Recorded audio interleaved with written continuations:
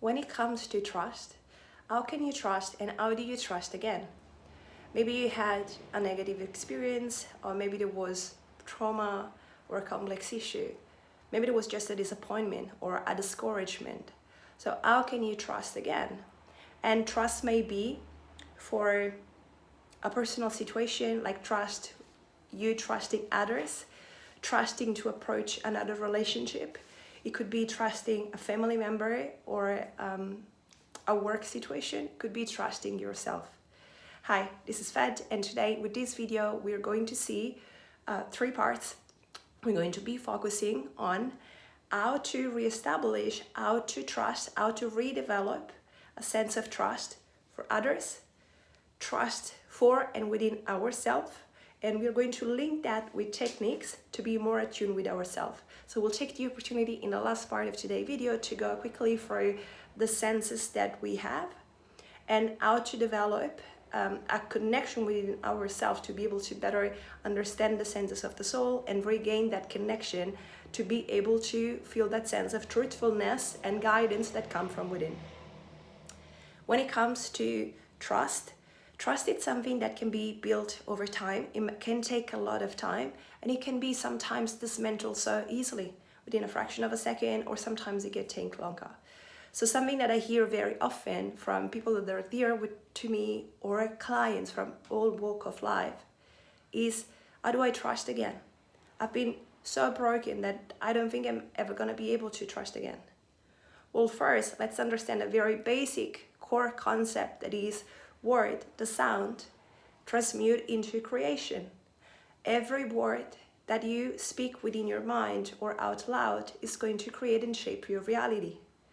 And for some of you, this is second nature and makes very much sense. For some, this might be a new concept. So I want you first to invite you, any reality that you see repeating, whether it's a pattern that is repeating or a situation.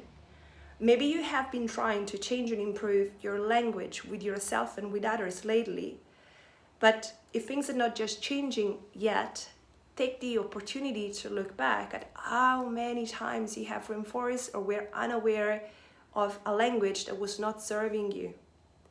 So it's excellent to keep that eye view, that you're able to zoom out and zoom in when it's necessary for you to take responsibility. That is also pillar of how to regain trust and how to know when it's safe for you to trust something. So there is that level of taking responsibility. When it comes to how to trust others, there is a wonderful advice. The advice that Jordan Peterson gives when it comes to psychology and how to stay accountable or how to show up for yourself can be very much translated into how to regain trust. Are you familiar with how to set goals? So the advice is, you want to take a goal, and again, a goal might be dating again or being able to trust again. And you want to divide that into pieces, that there are small pieces, so that you fraction out and there's no anymore that sense of it's overwhelming, it's too much. You divide your goal into small pieces and a small actionable step that you can act upon, and you're not setting yourself for failure, you're actually setting yourself up for winning. Small step that you can do. So step 1 can be regain your power, be truthful with yourself, and take responsibility of, because it starts with you. This is your word, this is your creation. It always starts with and from you. And your reality around you is going to reflect back what you put out. And this is one of the law. What you put out, you receive back in. How many of you are familiar with Bashar? Let me know in the comment. There might be more content related to that coming up next. But this is it's very easy to understand as well. What you put out come back in.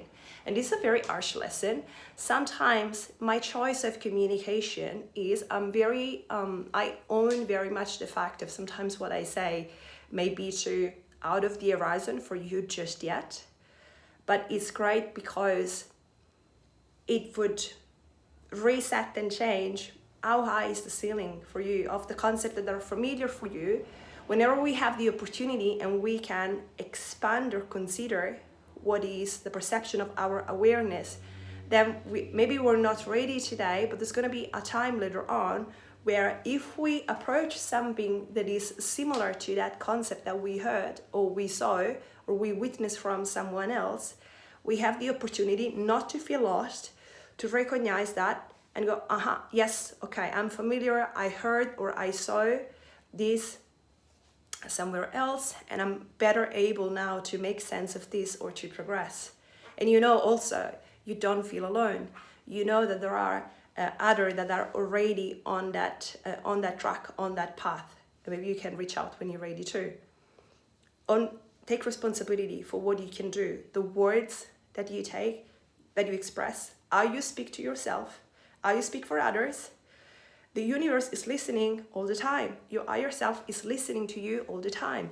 So if you say, I'm not worthy of a relationship, I'm not worthy of trust, or I'm never going to have a relationship again, what makes sense that may come back at you? And this is for those of you who are, okay, this doesn't make sense to me, the approach is also, if you would have just to consider the two scenario and see if that could make sense or not. What I mean with this is, and I always say, like, it costs nothing to have a listen, and it costs nothing just to speculate. Like if you're a child and you're daydreaming or you're playing, and so when you play, there's not that attachment or fear or anxiety. It's just a game, it's just a play, it's just a speculation. So this is what you can try to do, and with no attachment, with no judgment for yourself or for the others or for the message, you can try and see. You can go within yourself and be honest. And most of you may be more accustomed in following the brain. Most of you may be more accustomed in following the gut or the heart feeling. Try each of those energy centers. Try and go within yourself. And what does it feel right for you? Can it make sense that what you speak is shaping the reality that you're calling back to you? Now let's go back to outside and the external world. You want to be informed. So you also, in taking responsibility, you want to take responsibility in doing something constructive and proactive to get better educated. This could be things that you can read. Let me make a specific example. So if you've been in a toxic or violent relationship, there are plenty of resources outside on websites, book, psychology website, government website that can point you in the right direction. There might be people in your community to expand your knowledge of what are the red flags. So in other words, in the next time that you're going to go and approach someone, will you be better informed and equipped to recognize what are the signs that if you notice some behavior, or you read something, or you see something, you witness something, anything that has to do with the way the other people is speaking, is behaving, is making you feel, are you better equipped to make a decision whether that's serving you or not? Is that a healthy behavior? Is not a healthy behavior? Now, sometimes you will have a response, and the next step is also having discernment. Discernment is linked to the trust that you will develop within yourself, and is you want to be able to discern if the emotion that is coming through, is that a reaction? Like, are you repeating, is the person a safe person and you're just making so much out of nothing? Are you making more gigantic a reaction because you've been so scared and traumatized in the past that now and this is very common also in a survivor of domestic violence or people that had complex trauma for any other trauma or issue, PTSD. So don't feel like a failure. Like, this is a common pattern. Get educated, become better in recognizing the pattern within yourself and within the other person. So for example, again, you can make the discernment and you can go within, and if to the level of PTSD and complex trauma, it's highly recommended. This may be too much for you to distinguish and discern within you. So working alongside a professional it is very much advised. Otherwise, you can develop by repetition that pattern of going within, with sincerity, with truthfulness, look back at your history, at how have you been behaving, feeling, responding. Are you putting the blame just on the other person? And are you coming back? Is that a protection mechanism for you? Are you familiar with shadow work?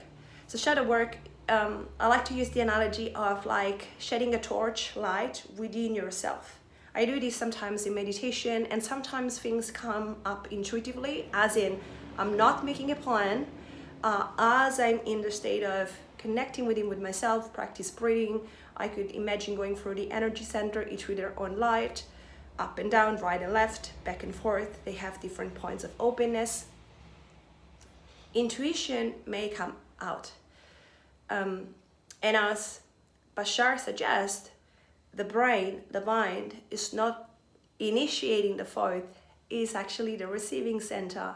And the thought that may come from collective consciousness, the higher self, Akashic records, you may use the word that makes better sense for you.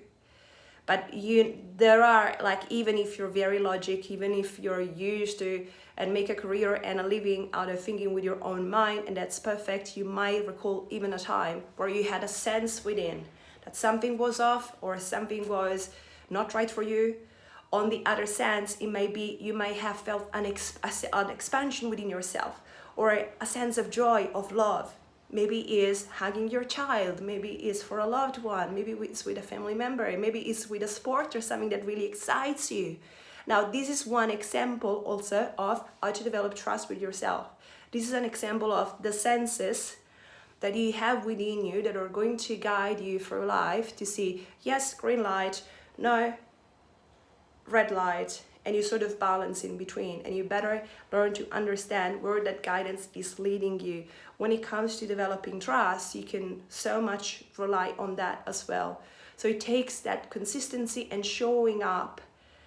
It could be showing up with meditation, it could be showing up even 5 or 10 minutes a day to start with, to be within yourself. When there has been a dismantling or an issue with trust, or any type of trauma or depression, or anxiety, it's so common that wanting to escape. And so many people go into caving in, other people going into overdoing, just to not be anywhere, but not being within the self. Because it can be unfamiliar, it can be daunting, it can be a lot, it can be painful to look within and just process the trauma. But get what?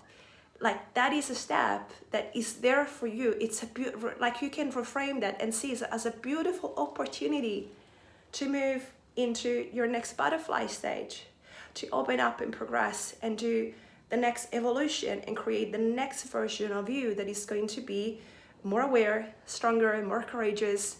Practice self-compassion. Self-compassion is such an important pillar for you to practice and develop, just to be. We start from light and love. We start from that, and that's our first nature that eventually we're more easily coming back to. But just remember that, especially if you're an high achiever and you're very arch with yourself, or you have high expectation for yourself, give yourself some room.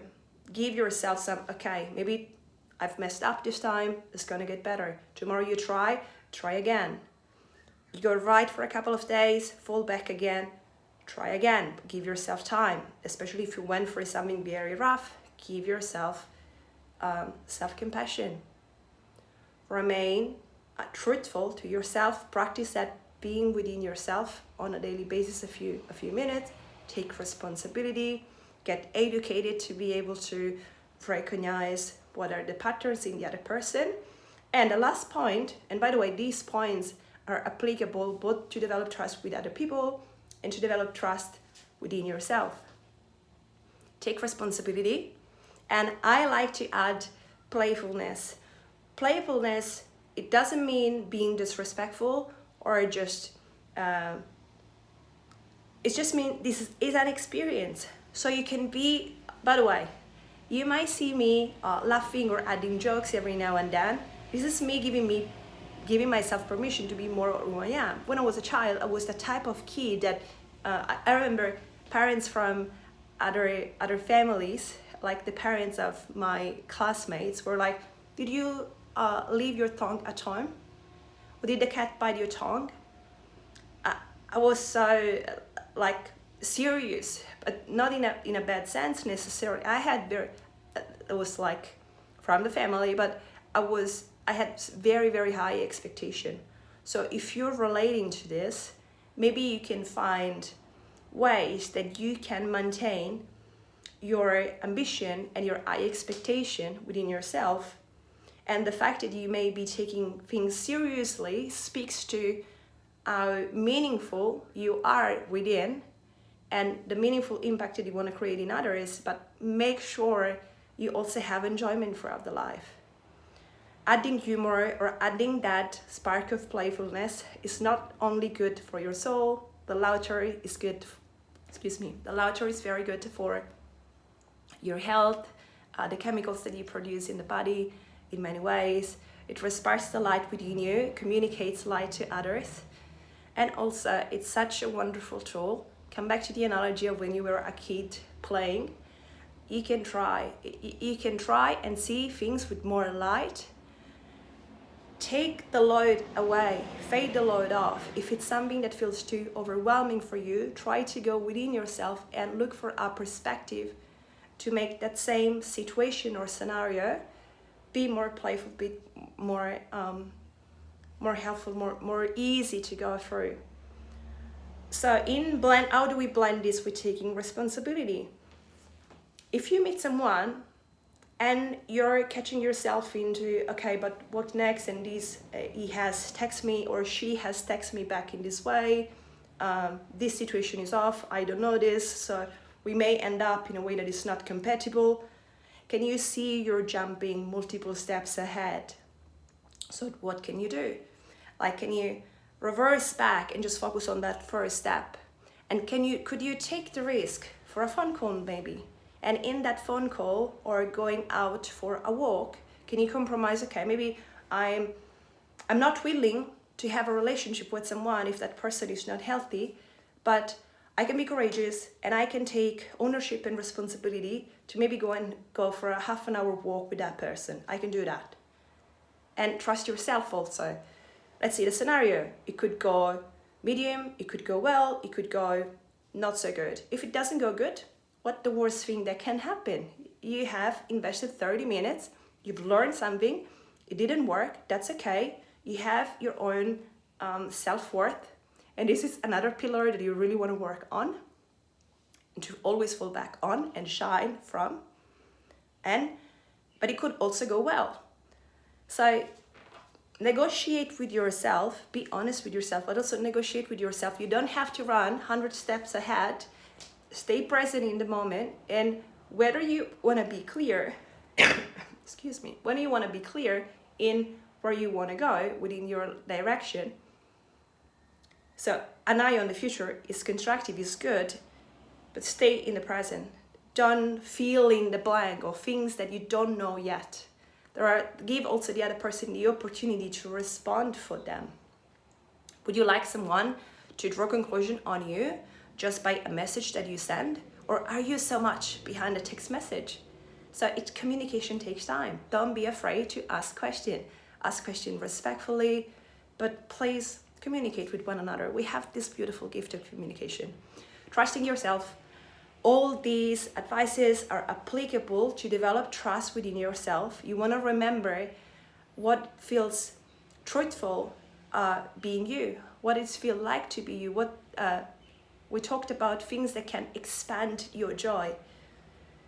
Learn yourself, learn your value, watch the way you speak to yourself. Jim Rohn says, stand guard at the door of your mind. And he's very right. I would also add, stand guard at the word of your mouth, of your throat, of your expression. Be aware, and maybe some of you, it's time you really start to be aware and shape the way you speak to yourself. We can use senses to do this, and these senses, it was another video where we go into senses, the senses that we have with the physical body. Soul has the senses as well. So very often time we get, again, some people are very familiar with that gut feeling. The body would communicate you with body feelings sometimes that could feel positive or could feel negative, and that oftentimes it's guidance. That oftentimes is telling you if something feels more you or less of it. So using senses to develop trust within the self could be, for example, if you need to take a decision, you take a few breaths, you go within. Breath is one of the number one thing. Oxygen is really key for life and for your soul. So you go with yourself, eyes may be closed or open. You go into deep breathing and you try to, you can use also, you can imagine or visualize, for those of you more visual, being that sensation. Say you may have scenario A and B that you need to take a decision. Let's say you're try to decide between two types of jobs or two types of activity. Imagine yourself being in reality 1, imagine yourself being in reality B, go within the body and check. What feeling do you have within the body? What can you feel or experience from the heart? What's your mind telling you? If there is too much, those steps moving forward and you have your ego mind try to rationalize in and fill in the blanks with things that you don't know yet, practice observing, no judgment, just leave it aside. Go back to what's your body, what's your soul telling you. These are a few steps to get started in learning to better trust other people, trust yourself, and develop that more consistent relationship to be able to recognize your senses. I hope it was helpful and there's more to come. For now, bye and have a wonderful day.